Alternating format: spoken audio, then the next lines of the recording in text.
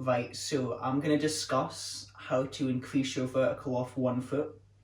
So I'm a 1 foot jumper, predominantly a 1 foot jumper.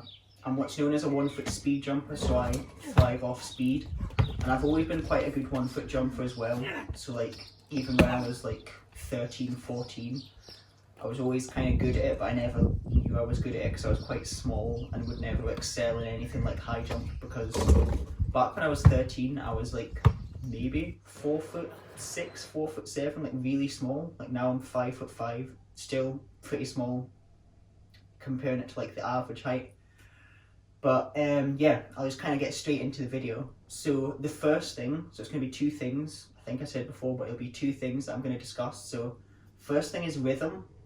So I'm going to kind of look back at one of my, still to this day, one of my best jumping days. It kind of came out of nowhere. That's kind of how best jumping days usually happen. They just kind of like come out of nowhere and you don't expect them, and then you just kind of get hit with it. So what happened was I was watching some more like high jumpers. So I'd pulled both my quads in a 100 meter race in the April of 2018.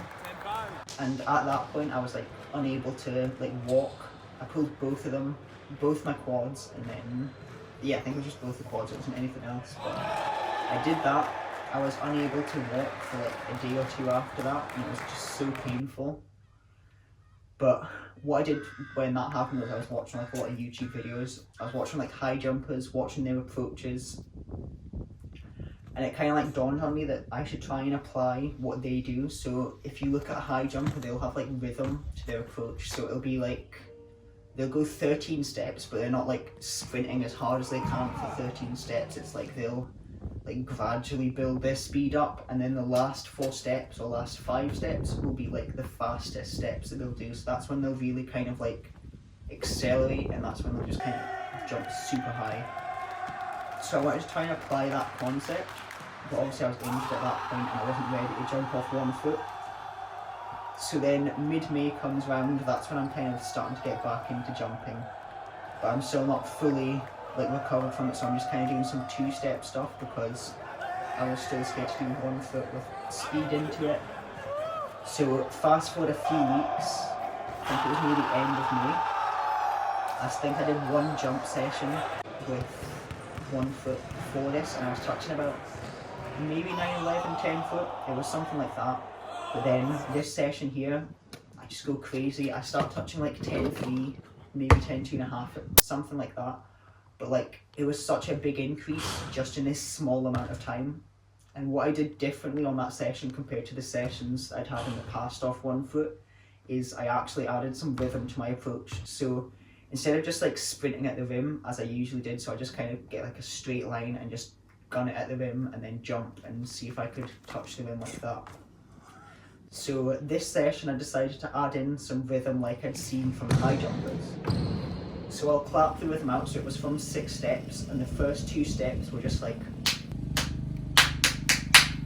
so it went like that. So it was like the first 2 steps were like the build up into it, the gradual increase, then the final 4 steps I was accelerating into it, planting with my foot, jumping, and it just worked super well for me.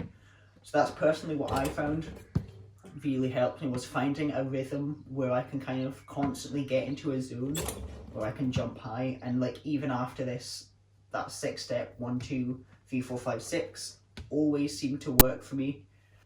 So then tip number 2 is kind of just build it up gradually. So don't expect to just be able to like gun it for 5 or 6 steps and be able to just jump super high off just sprinting into it. You've got to kind of build up to that. So start with just like maybe 2, 3 steps. I'd say start off with 2 steps, work on just accelerating through that, jumping really high. 1, 2 and 3 step jumps usually what I find are the easiest jumps to do. But when you get past that it kind of gets a lot harder. So in my experience, like when I went from 3 steps to 4 steps, it was a little harder to get the rhythm down. But then after a while, you build up like the neural pathways, and then it just becomes way easier. So you want to try to just build it up slowly.